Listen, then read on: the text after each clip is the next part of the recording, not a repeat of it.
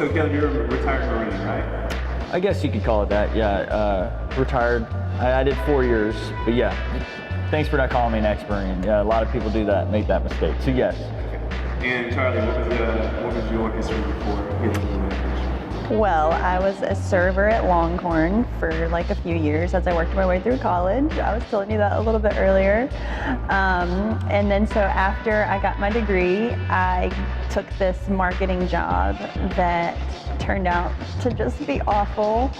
And so I didn't want to go back to serving because I felt like I was taking a step backwards. But I had to quit this marketing job. I had to get out of it ASAP. Like I would come home crying to Caleb and he's like, you have to quit this job. And I'm like, but I'm not a quitter. But yeah, so after that, after I got out, I was like, you know what, I'm just gonna start this. I was going to college and then I had a job at Joe's Crab Shack and like just to kind of make money. And then I was like, you know what, I really enjoy music and I enjoy entertaining, so I put those two together and tried that out. And that's kind of how it started.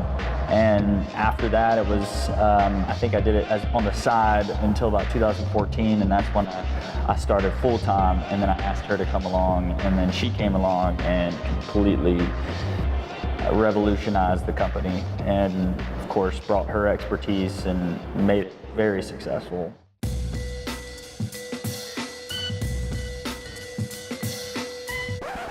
So how did that happen? Like you're a Marine, you're a waiting server, where's the DJ come into play? Oh, all right. So I got out in 2011 and I've always enjoyed entertainment and all that aspect. I guess I was always someone that did that at, I want to say parties or like in high school, I was the mascot and like I was just always into that kind of stuff. Just being, I guess, somewhat kind of center of attention, but more like being the one that created the moment, I guess. Part of what attracted me to him, whenever we met in 2010 and we went to the Marine Corps ball, and here's this guy and he's like got the playlist picked out for everybody and he had like rented this limo for everybody and he's just like the party starter. And he's always on the phone, always like making arrangements and stuff.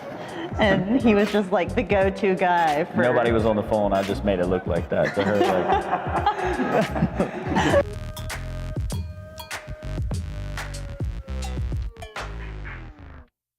When you decided you were going to go full time, were you prepared for that? I know me and Charlie had mentioned you were never really prepared to make that jump, but financially, what was your situation looking like? Was your experience where you feel confident in your abilities? What was the status there? We were not prepared. Financially, we were not prepared. I remember when we first started, it was like we were kind of a little scared about money.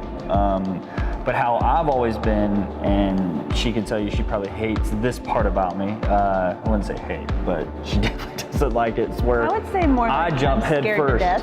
Like I'll just try it. I'll jump head first, and she wants to. Well, we should plan that before we go head first into this. You know, we don't even know what we're jumping into. You know, and where I was like, I could do this. I know if I brought you on, and we really like from on the side, like from just doing it as a hobby.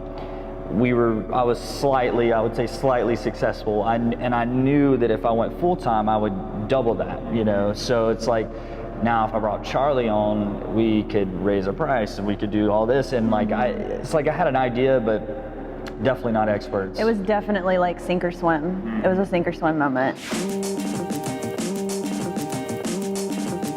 We tell people all the time if they're like debating and like have one foot in the other, like if you know, like, or if you're actually kind of starting a job and the best way to learn how good you would be at it is to just try it, just jump and do it. I personally think you should just do it. And because if you don't, if you play it safe like that, you always wonder what is.